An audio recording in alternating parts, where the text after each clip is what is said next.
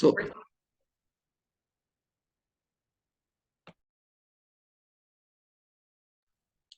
have been covering some of the basics with sponsoring, and I'm very grateful to God that this is something that troubled me for some time, but then eventually I got to learn how to go about it, and and just like some people say, sponsoring is not just sponsoring; it's not just signing up people. There's a difference between sponsoring and signing up people. Sponsoring, you go the extra mile to care for the individual that have shown this opportunity. You ensure that um, once they have embraced the opportunity, you see to it that they actually benefit from the business opportunity involved. Which is a lot different from signing up where people come in and you're just interested in people coming in, that you're not interested in making sure that the people that have become a part of Neolife do actually benefit financially or business wise from the opportunity. So we have been going through the basics. It's sponsoring is a process where we start with our name list, the list of people we know. And we labored. So in case you didn't get that memo, you can go back and you'll be able to capture some of the things we have talked about earlier. Why do we sponsor? And then last week we talked about how do we sponsor in terms of the people you know.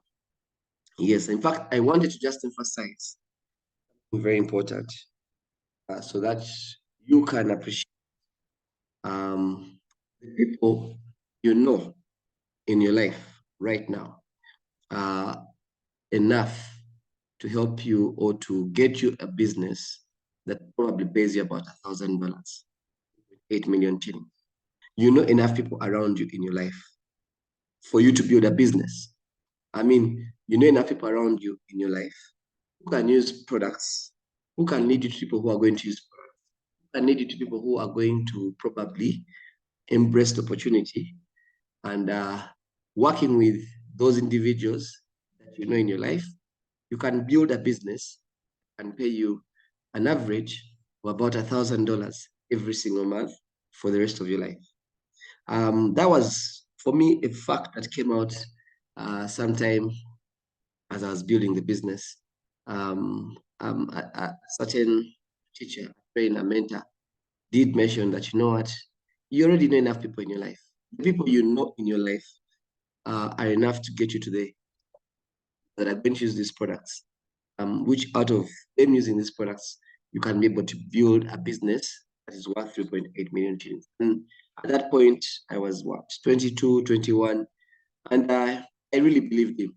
And I want you to believe me as well, that when you sit down and think hard enough from the things we covered last week, in terms of the list of names, the people you know in your life, I just want to encourage you that you already know enough people in your life as we speak right now to lead you to the kind of business at least that pays you $1,000 minimum every single month. Okay, so today we're going to talk about the people we meet, and then we shall go into the process of how do we contact, invite them over for a one-on-one. Then we shall go through the process of how do we do the one-on-one, what do we have to do with the one-on-one, what happens during the one-on-one meetings. Then we shall talk about inviting them over and exposing them to a bigger presentation. The ones that we have usually at Imperial here in Uganda. I know the guys in Tanzania changed the venue. I think the ones in Kenya, last time I heard, they were at KICC. So that's just the process from the one-on-one to the bigger presentation. And then what remains is follow up or closing and follow up. That's the process, basically. So today we are talking about meeting new people. And why is it important for you to actually meet new people? Why is it important? You see, like we said last time, once you have your list of names, eventually as you go through those people, as you go through the people you know, the names eventually get done. They get done. They get done. They they finally go through the entire list. And if you're very intentional, you realize that you may not have a lot of time before the people you are approaching and trying to tell about what solutions New Life has to offer are actually done in your life. Yeah, so we kind of have to purpose as professionals. We have to purpose, make sure that every other day we keep on meeting new people who then we add to our list names.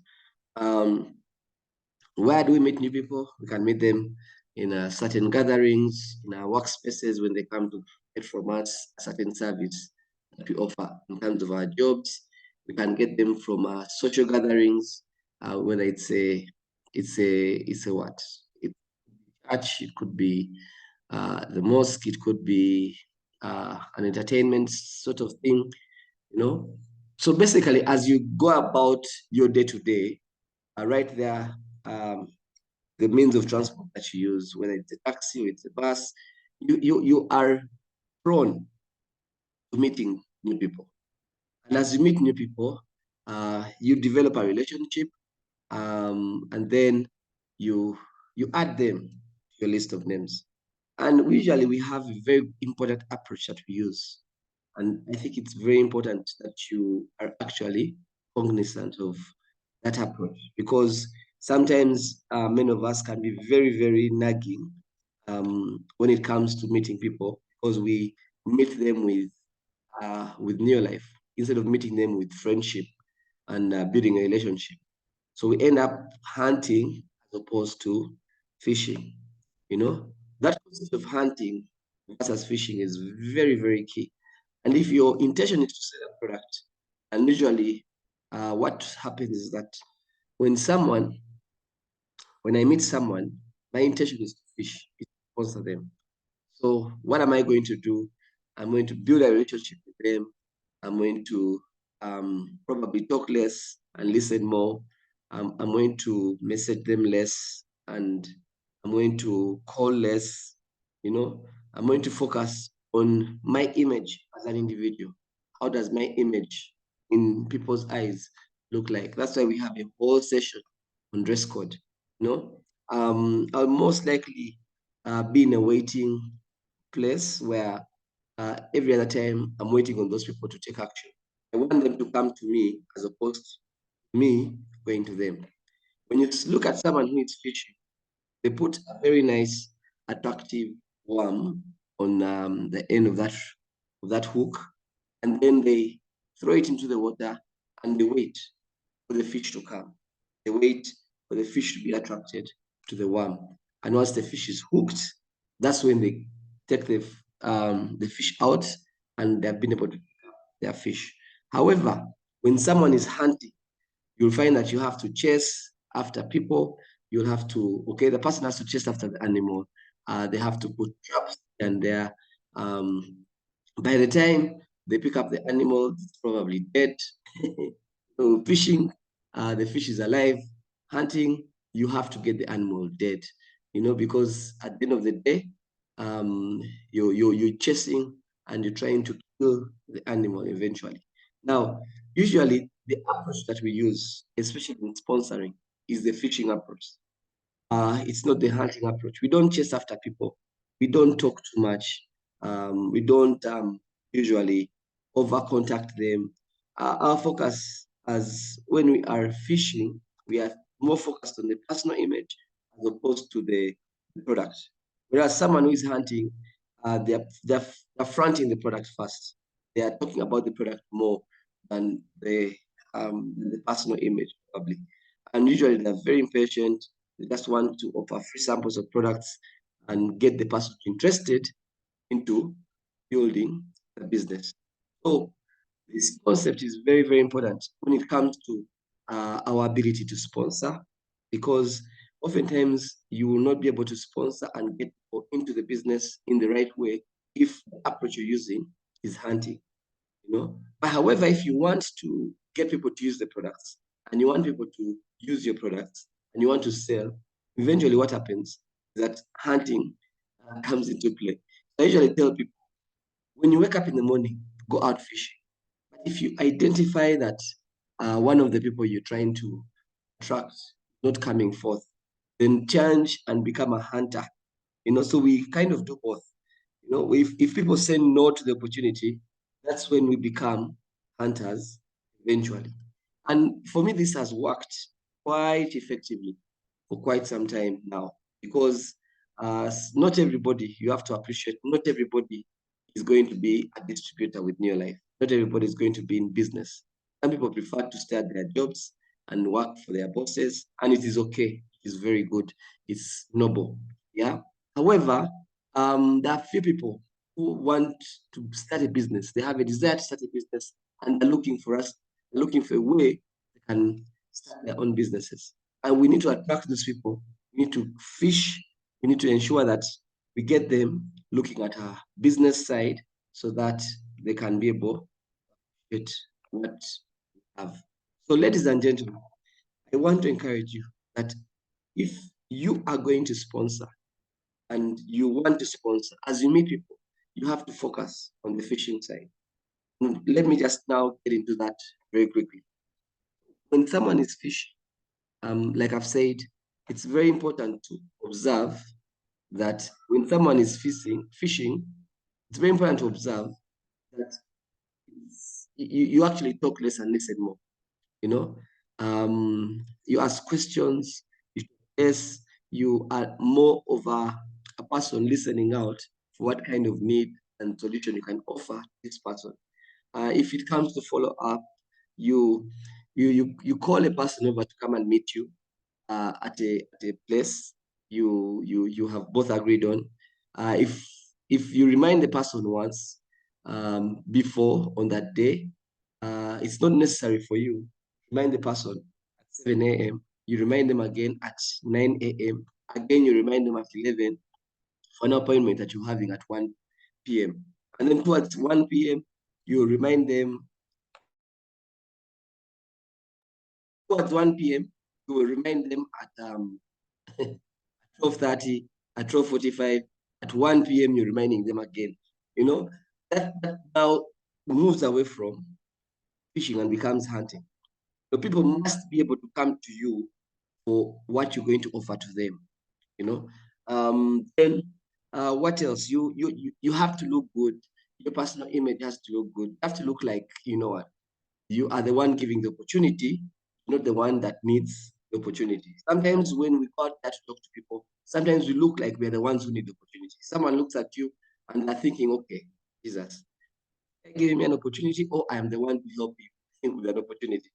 So, irrespective of how, I don't know, I want to refer to myself. I remember when I started, I literally had like two suits that I used to just put on maybe Christmas and Easter. And those suits came into play very well and very handy as I started business, because every time we had an event, I needed to look like like the person I was going to be in the next couple of years. I wanted to become a diamond director, whatever you want to call it. I wanted to become financially free. I needed to look and feel like that person was going to look like. When you're fishing, there's a lot that goes into your personal image. That's why in some circles, like now when you go to Tanzania, you go into the room and every lady is in high heels. Every lady is in high heels. They have a suit on. They're looking like they're ready for business. So you have to be intentional about your personal image, looking at sponsoring individuals. And we shall have a whole session, probably Janet to take us through a whole session that focuses on your personal image. Why? Because you want to attract posts and you want to attract people to you. You want people to appreciate and want to be like you. You want them to look at you as someone who is actually offering them an opportunity, as opposed to them thinking you're the one who needs opportunity. That's the concept in there. And usually we don't do free things when we are fishing. So if you're coming to meet me, I don't pay for your transport. If you're coming to meet me, I'm not going to give you of free things. I've seen some of us, you're trying to sponsor, but then you are spending money transporting people to meet people in a presentation. Oftentimes, If you're lucky and someone starts, they're going to continue um, on that with that kind of mindset because they think they are helping you. In the actual sense, when you're sponsoring someone, it is you helping them. It's not them helping you, it is you helping them. Because eventually, when they're earning $1,000 every single month, it is their money, it's not your money. It is their money, it's going to do help them in their lives. And oftentimes you'll find that they don't even give you a single shilling. Not that they're supposed to. Yeah, but how you start that whole process is very important because if you start the whole process by issuing free things, issuing free that, paying for people transport, doing that. If there's a meeting to be paid for, you pay for them. It just ends up being something that eventually stops at a certain point. You don't sponsor people in the right way, the way they're supposed to be sponsored. And doing the fishing, doing this whole process of attracting people to yourself, there's a whole lot of waiting. There's a whole lot of waiting. Sometimes I'm trying to get someone started and I'll take what? I'll meet them today, contact them tomorrow, appreciate them for the time we had together in the process. And then I'll take a few days getting to build a relationship with them, like I'm going to share with you. And then eventually I will reach out to them for an appointment. And then after I reach out to them for an appointment, I'll get them to look at what we offer as a solution, Neolife. And then you realize that it's not a quick fix. It's not a quick thing that happens. It's a process. So that's why I would say, if you really want to sponsor someone and you want them to get into the business and they're serious about this business, yeah, you may have to wait. It may not be a quick bit. But you see what happens is that if you're doing this with a couple of people, number of people around you, then it happens. If you're waiting for one person the whole month, then guess what? You're going to spend lots and lots of months without sponsoring because you're just putting all your eggs in one basket. But if you're doing this with a couple of people, meeting a number of people around, and you're setting appointments every single week, over a period of time, you will find that a number of people will be coming on board, and you'll be using the right principle, which is fishing, and you'll be using a lot of time with each individual. There will be very many individuals that you are actually trying to approach, and as a process, you'll have more people coming into this. So very quickly, let me move over to this part as well, because time has gone.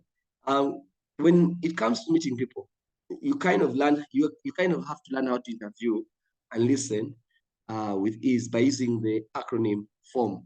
Okay, one of the things we focus on in meeting people is you need to be a good listener. Ladies and gentlemen, especially those who know their temperament as coils and sanguines, you are we are oftentimes people who don't listen. We are very quick to jump in and want to talk before the other person ends. Yeah, but you have to learn and you have to learn how to listen, you know. And oftentimes, every person you're going to interview or every person you're going to sponsor goes through some kind of interview. It's not your work to sponsor everyone. Um, some people may not even deserve the opportunity. Some people are not in need of this opportunity. That time we say, if someone is needy, maybe that person not the right person for your business. You have the option to choose because these are people you're investing your life in eventually. So if you're going to waste your time, hence wasting your life with an individual who does not have a reason, a dream, then it's difficult that you will recover that time in the future because you'll have just spent that time. That individual probably is not on their way anyway. And it is not your problem. It is not your job to make them get onto their way. Sometimes, you know what? You can't be that kind of person who is going to give a solution to each and every individual out there. You have to focus on your lane and you work with that. So how do we create conversation with the people we meet? I think this was for me one of the hardest things I used to find. I'm an introvert and I was very kind of quiet, difficult to create conversation. I had issues with that. But once I got into Neolife, they taught me how to create conversation. And when they gave me that acronym, it was to do with FORM, as you can see, family, where you talk about family, how is your family, and you're basically asking questions all along. You're not interrogating. You're not like a policeman at a police station, please. Some of us, when we're using this acronym, we become like CID policemen, interrogating as though it has to be a conversation, a natural conversation where you go through family, you discuss what has to do with people's family. Sometimes it's usually say someone that perhaps has a few issues within their family. It could be disease, it could be lack of work, you know. When you know someone has children, but then the children have been disturbing him over the months, or is going to hospital, that's when these conversations come into play when you are talking to this. And I also want to just encourage everybody on the call, especially the men on the call. This this acronym is more important for us because women tend to do this naturally. For us men, we have to be intentional about creating conversation, you know. And that's one thing I found, because when you find that two women meet, and before you know it, they know all these things about them. They know about their families, they know about where they work, they know what things they do in their free time, what motivates them. But then two men meet, and you'll even find that they don't even know where they stay, and they have been meeting for like what? I've met like 10 times. The other one does not know which family is God. So, as men, I also want to just emphasize that this is an acronym that you have to be very intentional about when it comes to creating conversation, because naturally, you're not the kind of people that go through this kind of detail when it comes to meeting. Yeah, and yet you need this detail for you to be able to work with people. So, you talk about family, motivation, you have to learn how to answer the question, what do you do? When someone asks you as a distributor, what do you do? How do you answer the question? Do you say, I am in Neolife and Neolife is a blah, blah, blah, blah? Or you say, you know what, I am a teacher, or I am okay, for myself, I mean, I'm a qualification, I'm into engineering and law, but I'm a businessman and I've been in business for the last 19 years now. I focus on bringing in cleaning products that are very highly economical, they're biodegradable, and they're non-toxic. How do you position yourself? What do you tell people about yourself? Recreation, what do you do in your free time? This is a conversation area, a very good conversation area to give you a bit of insight as to what the other person does in their free time. Oftentimes, when I've had this conversation, a lot of people I've met are actually farming in their free time when they're not at their jobs. They go into some kind of farm. It's an opportunity for super grow. Others are into some kind of charity. Others are into a side business. So you're able to actually help someone, or are able to judge and know that, okay, the person I'm likely going to prospect, the person I'm prospecting is a person who is going to have a bit of time to look at your life as an opportunity. You're talking about what motivates you, and this is also one of the things that for me is a decider. If I'm talking to someone and they have nothing that motivates them, I'm perhaps going to give them time to just think through their life before I bring them on board as distributors.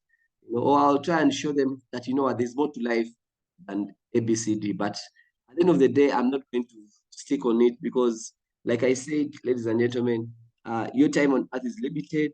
You can't be spending your entire life trying to change people's mindsets, especially if the people that you're trying to help are needy people as opposed to people that have a need. So this is the acronym we use. Ladies and gentlemen, this FORM for the last 19 years has been my go-to place when I'm trying to create a conversation. It's always at the back of my mind. I'm always thinking, okay, now I've met this person. Okay, we have talked about what do you do. Okay, I'm going to ask, hey, what do you do in your free time? Or I'm going to ask, oh, are you married? Or do you have children? Or, where do you stay? Something of that nature. At the end of the day, I'm looking for conversation, and as we go through these social gatherings, whether it is a wedding, it's a burial, it's a church, mosque, whatever it is, FORM has to be at the back of your mind every other day so that you learn how to create conversation. And as you're creating this conversation, you're asking questions, not in a police way. You're asking questions, but you're being intentional about listening and getting to genuinely understand and getting to know the person you're looking at as a potential prospect. And that's what happens in the process of meeting people. Now, about that question, what do you do? You should answer this particular question fluently and naturally. This answer should be concise, brief, but comprehensive. It should be in line with something you are passionate about when doing the business. Many times, it should be an answer that is said with the intention to attract a stock sponsor, the prospect. So these things of saying, when they ask you what you do, and you say, yeah, I do Neolife. That is not how we do it. You know, what do you do? I mean, first of all, it's good for you to always talk about what you actually went to school for.